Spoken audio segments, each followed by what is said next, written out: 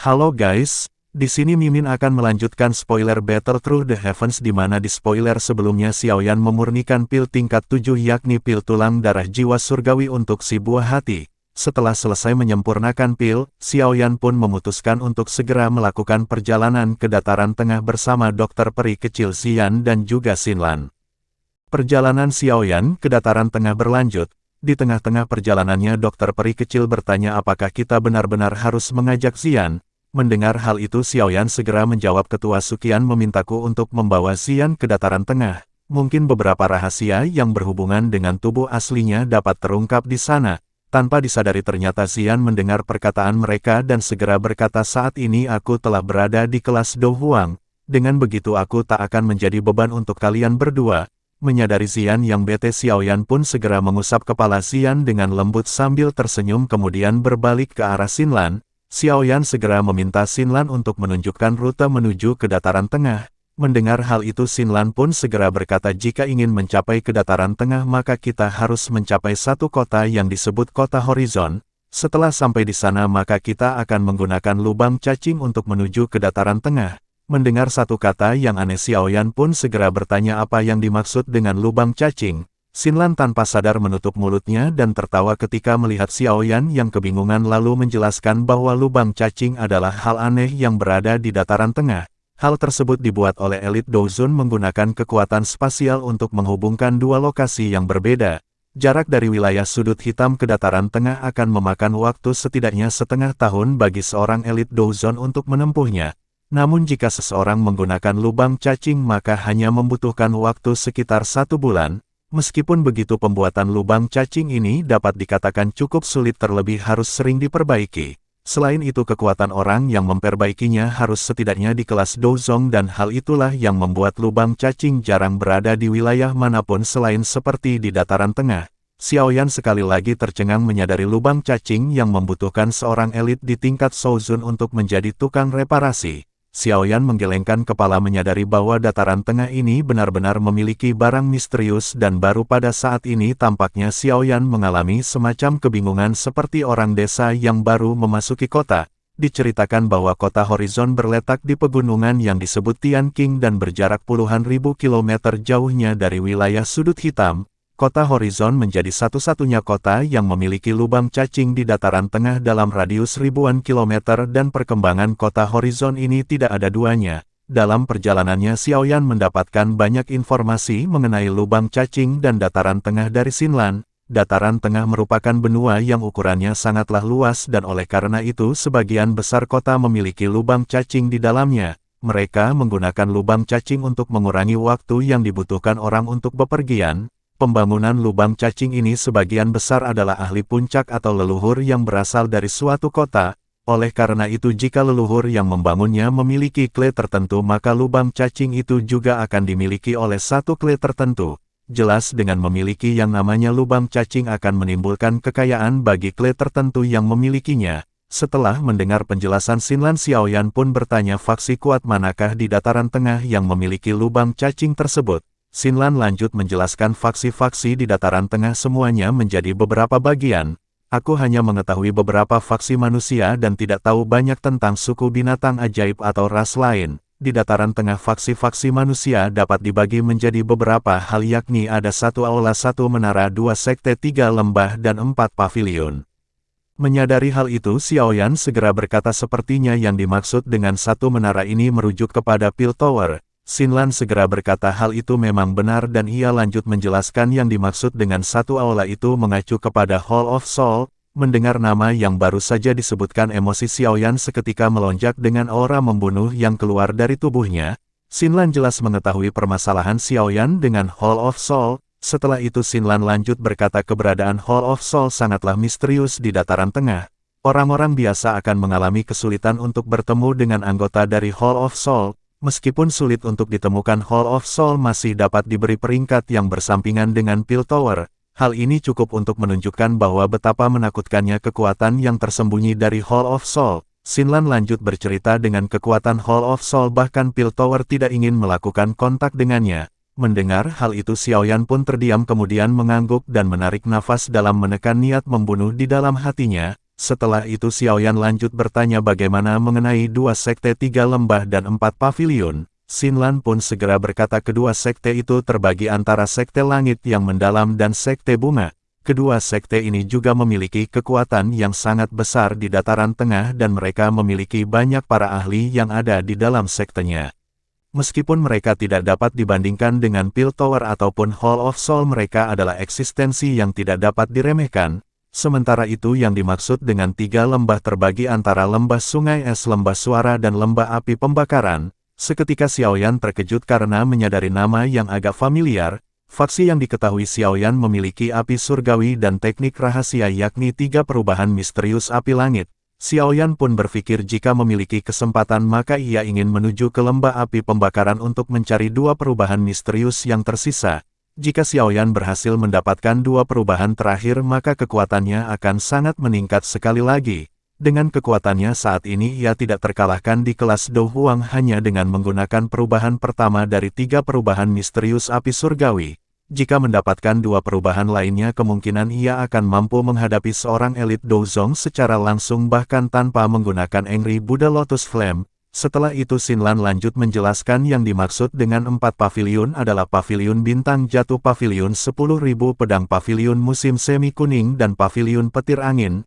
Karena posisi mereka di dataran tengah secara kebetulan berbentuk persegi, oleh karena itu ini disebut paviliun persegi. Kekuatan mereka serupa dan cukup kuat dengan faksi lainnya dan mereka dianggap sebagai faksi teratas bahkan di antara faksi kelas atas di dataran tengah. Xinlan lanjut menyarankan agar Xiaoyan tidak berurusan dengan faksi-faksi yang disebut barusan. Setelah penjelasan Xinlan, Xiaoyan kembali menyadari ada satu nama yang familiar di telinganya. Paviliun petir angin, sebuah nama yang akrab lainnya secara langsung menyebabkan ekspresinya menjadi sedikit aneh. Xiaoyan ingat dengan jelas bahwa gerakan 3000 kilat yang ia latih merupakan teknik dari paviliun petir angin tersebut. Setelah itu Xinlan lanjut menjelaskan bahwa pengetahuannya mengenai faksi non-manusia sangatlah terbatas. Namun hal yang dapat dipastikan adalah bahwa kekuatan mereka sangat menakutkan. Banyak dari faksi-faksi mereka yang bahkan dapat bersaing dengan Hall of Soul. Oleh karena itu jika Xiaoyan ingin membunuh binatang ajaib di dataran tengah, yang terbaik adalah memastikan bahwa tidak ada faksi di belakangnya. Xiaoyan pun mengangguk. Kemudian tak lama mereka pun sampai di pegunungan Tianqing. Singkat cerita mereka pun sampai, kemudian saat hendak mendarat Xiaoyan dihampiri pria tua. Si pria pun langsung berkata, jangan bilang ini pertama kalinya kalian datang ke sini. Apakah kalian tidak mengetahui bahwa binatang terbang tidak diizinkan memasuki langit di atas kota? Mendengar hal itu Xiaoyan segera berkata, ini memang pertama kalinya kami ke sini dan tidak mengetahui bahwa sebenarnya ada banyak aturan di kota Horizon. Si pria seketika terkejut menyadari pria yang ada di hadapannya merupakan seorang ahli ini tingkat Do Huang dan ia menyadari ada beberapa aura kuat lain di belakangnya. Terlebih dengan wanita yang berpakaian putih di depannya, si pria samar-samar menyadari kekuatan si wanita berpakaian putih memiliki kekuatan yang jauh lebih tinggi darinya. Si pria lanjut bergumam, kekuatan si wanita ini benar-benar menakutkan dan hanya ada beberapa orang bahkan di dalam Kleluo yang bisa membuatnya merasa seperti itu. Si pria pun bertanya-tanya apa motif orang-orang yang begitu kuat datang ke kota Horizon. Setelah itu si pria pun menangkupkan tangannya ke kelompok Xiaoyan dan berkata, ini memang aturan kota Horizon selama bertahun-tahun. Kami telah menyiapkan tempat khusus untuk memarkirkan binatang terbang yang dibangun Kleluo untuk para pendatang. Mendengar perkataan si pria, Xinlan pun segera menjelaskan kepada Xiaoyan bahwa Kleluo merupakan klan yang paling lama ada di kota Horizon. Selain itu klan mereka memiliki lubang cacing dan juga ada leluhur dalam klan yang kekuatannya berada di bintang 5 Dozong. Xiaoyan pun mengangguk, kemudian tatapannya menyapu pria tua dan mempelajari kekuatannya sekitar bintang 2 Do Huang. Setelah itu Xiaoyan pun berterima kasih karena si pria telah memberitahunya, kemudian bertanya di manakah letak lubang cacing berada. Mendengar hal itu si pria pun segera menjawab, kalian datang di saat yang tidak tepat. Saat ini lubang cacing sedang dalam pemeliharaan selama beberapa hari dan tutup untuk sementara waktu. Kemungkinan lubang cacing akan beroperasi dalam beberapa hari setelah perbaikan. Xiaoyan pun merasa sedikit kecewa kemudian bertanya berapa lama perbaikan akan selesai. Si pria menjawab, aku tidak terlalu yakin mengingat belum ditemukannya inti permasalahan yang terjadi pada lubang cacing. Jika memang benar-benar ingin melewati lubang cacing maka kalian harus menunggu dan dapat tinggal beberapa hari di kota. Setelah mendengar hal itu Xiaoyan pun mengangguk kemudian berterima kasih dan memutuskan untuk pergi ke kedalaman kota. Di tengah perjalanan dokter peri kecil berkata karena lubang cacing telah ditutup maka apa yang harus kita lakukan? Xiaoyan segera berkata untuk saat ini kita beristirahat di kota untuk 1 malam dan menunggu apakah ada berita mengenai lubang cacing besok. Jika masih belum ada berita maka kita akan menuju ke pusat kota untuk melihat permasalahan. Mendengar perkataan Xiaoyan mereka pun mengangguk kemudian memutuskan untuk mencari penginapan di sekitaran kota. Dalam perjalanannya mereka mendapatkan informasi persis seperti apa yang dijelaskan oleh pria tua tadi. Saat ini lubang cacing di dalam kota Horizon telah ditutup terlebih sepertinya masalah lubang cacing kali ini benar-benar sangatlah besar. Bahkan leluhur klan Luo yang merupakan bintang 5 Douzong tidak dapat menyelesaikan permasalahan yang ada. Oleh karena itu ia hanya bisa mengundang elit Douzong lain untuk membantunya. Namun permasalahannya adalah elit Douzong adalah eksistensi yang sangat langka bahkan di kota Horizon. Menyadari hal itu Xiaoyan berpikir sepertinya besok harus benar-benar melihat permasalahan lubang cacing di pusat kota. Singkat cerita keesokan paginya mereka pun pergi menuju ke pusat kota. Xiaoyan berkata ada desas-desus bahwa leluhur klan Luo mengundang pembantu untuk memperbaiki lubang cacing. Oleh karena itu kita bisa pergi dan melihat apa yang terjadi di sana. Mereka akan memutuskan apakah membantu atau tidak tergantung pada situasi yang ada di sana. Mendengar perkataan Xiaoyan dokter peri kecil pun mengangguk diikuti dengan yang lain dan mereka pun lanjut berjalan. Tak lama dari situ terjadi keributan di ujung jalan membuat semua orang segera menyingkir. Terlihat seorang wanita berpakaian merah menaiki kuda dengan sangat arogan. Si wanita berteriak gogok yang baik tidak akan menghalangi jalan dari tuannya. Ekspresi si wanita seketika berubah setelah menyadari beberapa sosok di depannya yang tidak bergerak. Xiaoyan yang awalnya akan menghindar segera mengungkapkan ekspresi dingin saat mendengar kata-kata yang dilontarkan si wanita. Xiaoyan paling tidak menyukai wanita arogan yang seperti itu. Menyadari hal itu si wanita pun segera berteriak yang menghalangiku benar-benar mencari kematian. Setelah itu si wanita segera mengayunkan cambuknya ke arah Xiaoyan yang masih terlihat tenang. Seketika tangan Xiaoyan bergerak menangkap cambuk membuat si wanita pun terlempar dan terjatuh ke tanah. Si wanita segera berteriak kamu benar-benar berani menyerangku. Xiaoyan segera berkata aku hanya memberi pelajaran kepada wanita arogan yang bertindak sesuka hatinya. Tak lama si wanita pun segera berteriak meminta bantuan kepada 2 orang pria yang ia sebut Paman Hua dan Paman Lui. Seketika 2 sosok tua melesat dari langit dan turun menghampiri Xiaoyan. Kedua sosok yang muncul di hadapan Xiaoyan masing-masing memiliki rambut abu-abu dan putih. Dengan melihat aura keduanya tampaknya kekuatan mereka berada di sekitar bintang 5 hingga 6 Do Huang dan dapat dikatakan cukup kuat. Setelah itu salah seorang pria berkata nona muda memang sedikit nakal. Bagaimanapun dia adalah seorang gadis dan bukan hakmu untuk memperlakukannya seperti itu. Dengan penglihatannya secara alami si pria pun dapat merasakan aura pemuda berjubah hitam di depan mereka sedikit berbeda dengannya. Setelah mendengar hal itu Xiaoyan pun segera membalas jadi itu alasannya mengapa si wanita masih dapat hidup. Ekspresi kedua lelaki tua itu pun sedikit berubah dalam menghadapi kata-kata tenang Xiaoyan yang menyembunyikan rasa dingin. Sementara itu di sisi lain si wanita berkata dengan memukul diriku maka kakek tidak akan melepaskanmu.